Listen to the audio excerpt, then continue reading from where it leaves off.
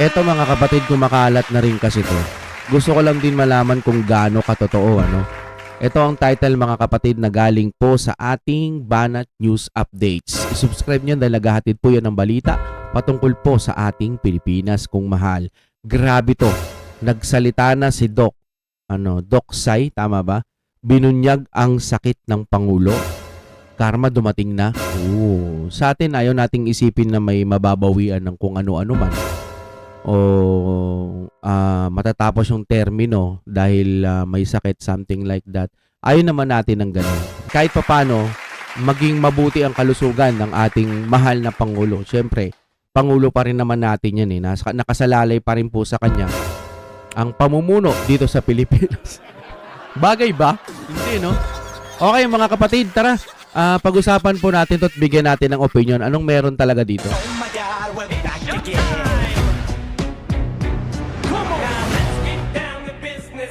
Siyempre, kapag medyo nauurat kayo sa internet ninyo at mabagal, nandiyan po ang Fiverr ni Juan. Napakamura na at ang bilis-bilis pa ng internet nila. Yan, nandiyan po ang contact number. Baka available na po sa inyong lugar yan. Napakaswerte nyo kung meron yan. Talagang asikasuhin kayo yan. Fiverr ni Juan, 50 Mbps na 999 lang. Ay, sureball na kayo dyan. Mga kapatid, tara, anong meron dito? Ito ang nakakagulat na balita ngayon.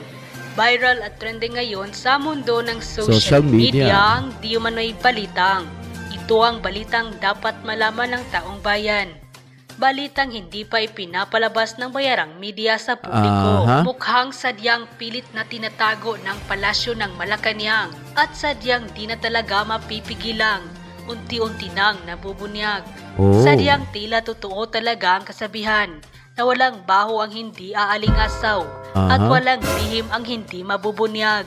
Kilalang ito yung yung parang malalim yung hinga ng ating Pangulo. medical practitioner at television host at vlogger na si Doc Garisi.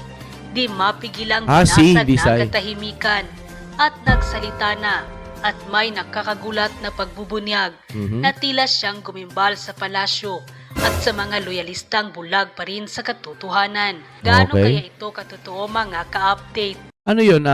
Nung napanood niya, nalaman niya na yung sakit? Ganon, ano? Ating alamin. Pero bago Pwede ang ba lahat yun? mga ka-update, kung bago ka pa lamang sa aking channel ay mag-subscribe ka na at huwag kalimutang i-click ang notification bell. Yes! Para mas updated ka sa mga bagong videos na i-upload namin. At ito na nga mga ka-update, matapos ang pananahimik, nagsalita na rin di umano at di mapigilang mag-post sa social media ang kilalang doktor na si Doc Garisi sa kaniyang official Facebook account.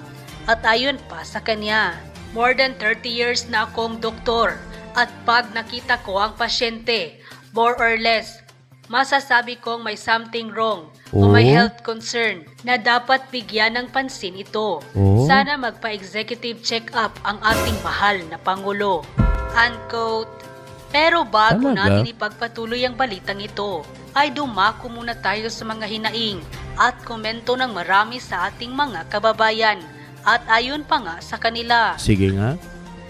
Friends, please do not wish ill on others. Let us all have sense of compassion and empathy. No matter how bad you perceive a person is, may something wrong talaga kay Marcos Jr. Stressed, guilty, lost. He is being used. He should rest. Yung yung stress na yan, meron pang isang mas malala dyan, tsaka yung pinaka-pinali, di ba? Anxiety ba yun? Yun yung pinaka-mahirap kung lalo na magkaibigan sila ni BP Sara, di ba? He should ask the Vice President to take over. He should trust the Vice President. Correction lang sa sinasabi mong mahal na Pangulo. Sorry, kahit kailan ay walang nagmamahal dyan sa Pangulo ninyo. Minsan sinasabi ko pa namang mahal na Pangulo. Hindi pala dapat mahal na Pangulo. Dapat Pangulo lang. Okay, sige, tuloy tayo. Kaya Pangulong Marcos lang. Nobody will love to a corrupt that makes the people suffered while they are enjoying spending people's money at their convenience. Kahit anong daming ipunin mong pera BBM, Kahit mangurakot ka sa buong buhay mo, tatandaan mo, BBM, isa lang ang buhay at kapag Yun inuukol lang. mo lahat sa kasamaan, may karma yan. Marami na ang sinusumpa ka dahil sa panggigipit mo. End quote. Magandang araw mga kaibigan. Pag-usapan natin yung The General's pahayag ng viewpoint. isang sikat na doktor, si Shout out. Dr. Gary C. Pinapanood ko palagi ito, yung kanyang YouTube channel. Oh. Magagandang turo niya tungkol sa kalusugan. 2 days ago, meron siyang post. Sabi niya, yung napansin niya yung pagsasalita ng Pangulong Marcos habang may bisita sa Malacanang. Parinig ko Okay. mamaya. Sabi niya, I have been a doctor for more than 30 years.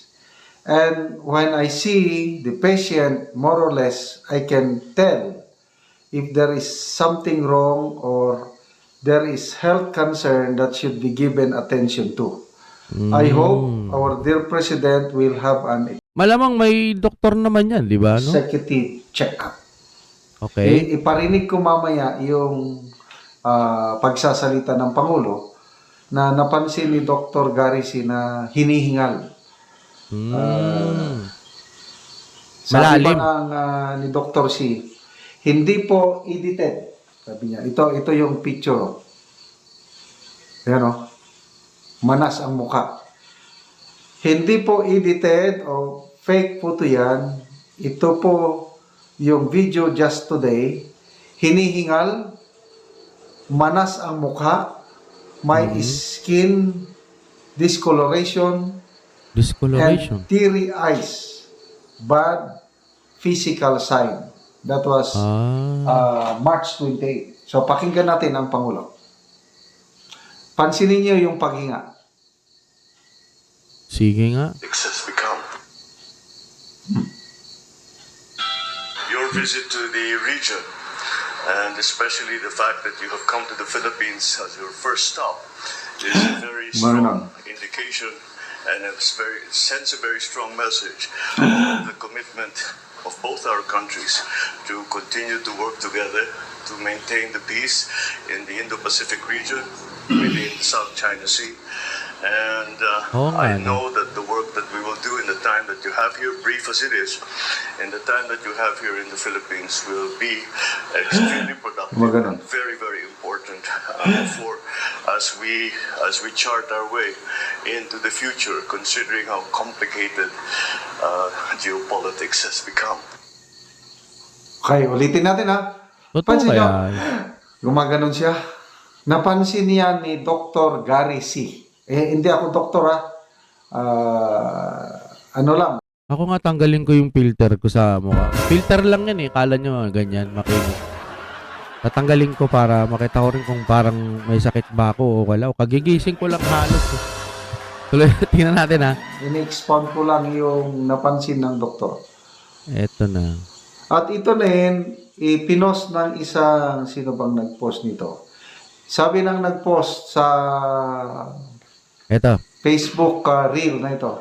Yan Napansin talaga niyo mukha ba, ko. hinihingal si BBM habang nagsasalita at parang kulang sa tulog. Sabi naman nito sa Facebook reel na ito. Ulitin natin. Your visit to the Ayun sa akin din oh. Pag walang filter, di ba? Para kung may sakit. Oh. Oh. Baka nasanay lang tayo sa sa filter, di ba? No? Hindi, mata ko talaga man. Pangpapogi kasi si filter. Baka dyan talaga walang filter. Kasi sa mga nilalabas niya sa sa page niya sa Facebook, baka nasasanay tayong may filter Tingnan natin. Yan, mahal na Pangulo mahal na Pangulo. Kahit maka-Duterte ako, sinusubukan ko pa rin na pagkadating sa mga buhay-buhay, sinusubukan naman kitang ipagtanggol. Baka kasi filter lang. Pero mukhang iba yung sa inyo po kaysa sa akin Yan, yung mga gandito lang. Yan diba Pwede na ganito. Okay, tuloy muna tayo mga kapatid Sa kanya kaya, unfilter na to pero parang nakakabahala kasi parang may pagkamanas or ano ba, bagong gising na nabitin sa tulog, parang gano'n. Region. And especially the fact that you have come to the Philippines as your first stop is a very strong indication, and sends a very strong message of the commitment of both our countries to continue to work together to maintain the peace in the Indo-Pacific region within the South China Sea. And I know that the work that we will do in the time that you have here, brief as it is, in the time that you have here in Oo the nga, no? Philippines, Hinihingal will be talaga siya, no? extremely productive and very, very important for as we chart our way into the future, considering how complicated. Matagal pa to, sir. Siguro lang, concern lang siguro yung doktor, pero parang matagal pa naman to, no? Mga, ano. Matagal pa to. Geopolitics has Pangulo yan, eh. So, I don't know kung napansin nyo. Ako, gumaganon nga siya. Hindi ako doktor. I don't know kung anong ano ang kanyang kondisyon ngayon. Kaya lang, the fact na itong isang magaling na doktor ang nagsabi, sabi niya, hindi po edited o fake photo yan. Ito po yung video just today. Yung panood nating video. Okay. Hinihingal, manas ang mukha, di ba? Talagang may skin discoloration and teary eyes. Bad physical signs. Oh. Pwedeng puyat, ano? Tsaka pagod. Mayroon pang paalala dito ni Dr. Garrison na dapat pakinggan natin. Sabi niya, friends, please do not wish ill on others. Let's all have sense of compassion and empathy no matter how bad you perceive a person is. Okay. So dito ako believe kay Dr. C. Ano lang siya, professional lang. I-share lang niya kung ano ang napansin niya sa Pangulo. Lalo na marami para galit sa kanya ngayon, mga kapatid. Ito yung iniisip ko, may nakita rin ako kasi akong mga parang kulam-kulam, si Torre kinukulam. Pansin niyo yun, yung mga tatalab kaya yun? Kasi alam ko tatalab lang yun pag may ginawa ka doon sa taong nang kukulam or nagpapakulam. Tama ba? Tsaka tatalab yun. Pero pag hindi yung tumalab kay Torre, di ba nakita ko yun may pag-ganun-ganun pa sila eh. Ewan ko kung kay PBBM meron din. Pag hindi yung tumalab, mapupunta yun doon sa taong nagpakulam o kumukulam. Tama ba? Ganun ang pagkakaalam ko eh. Iba kasi yung paano kaya yung kung buong taong bayan ng kasalanan niya? Yun naman ang kung lang naman may kasalanan talagang mapatunayan. Paano kung buong buong Pilipinas tapos may magkukulam? Consider kaya yun na naapektuhan yung nagkukulam? Iniisip ko nga parang ganun pa. Posible kaya talaga yung tumalab? No, lalo na't wala namang ginagawa dun sa personal nung tao na yun or pangkalahatan ba, consider ba na pati siya apektado? Yan, mga ganun, no? Kasi maraming naiinis ngayon sa kanila kasi sa ginawa nila kay Tatay D. Sobra po. Tapos sasabihin nila wala silang kinalaman, tapos may magugulat tayo parang sila pa atang mag-aasikaso. Tapos hindi pa sila aatin itong hearing. Ay, ang gulo. Lalong magagalit talaga ang taong bayan sa kanila. Sa atin lang naman, kung sa seryosong usapin, ayaw naman natin may mangyaring hindi maganda sa mga kapwa Pilipino natin. Hindi tayo tulad nung iba dyan na pinapadala yung di ba? Dito ka sa bansa mo, sa sarili mo. May hugot talaga yung sinasabi ko, no? Hindi naman natin ninanais na may mangyari kasi Diyos pa rin ang bahala. Diyos pa rin ang bahalang magdidesisyon kung kukunin niya na o hindi pa. Yung mga ganun, or gagaling ka or magkakasakit ka. Nasa Panginoon pa rin yan, mga kapatid, no? Ang sa akin lang, seryosong usapin, sana man lang ay mahipo ng Panginoon ang kanyang puso at makapag-isip siya ng mas maganda pang paraan para sa ating mga kababayan. Hindi puro yung naririnig na lang natin Duterte, lagi na lang sa spokesperson or mga balita puro na lang sa Duterte, di ba? Yun lagi yung nakikita natin. Sana magkaroon ng mga pagkakataon na ang maibalita naman yung ganitong lugar na ayos na kasi yung lugar na ito hindi maganda. Kanina lang nanonood kami ng aking palangga, si Atom Aurelio ba yun? Basta yun. Ang binablog niya patungkol po dun sa mga mahihirap na tao. Last year pa yun in-upload, pero syempre hindi naman yayaman ngayon yun. Di ba? So mahirap pa rin sila. Kaya si Auntie Claire, nagtataka ako kung bakit nagtataka siya at nagtatanong siya kung ba't daw may mahirap pa rin. Doon pa lang. Diba? Parang, ano ka ba? Sigurado ka ba talagang hindi mo alam na may mahirap?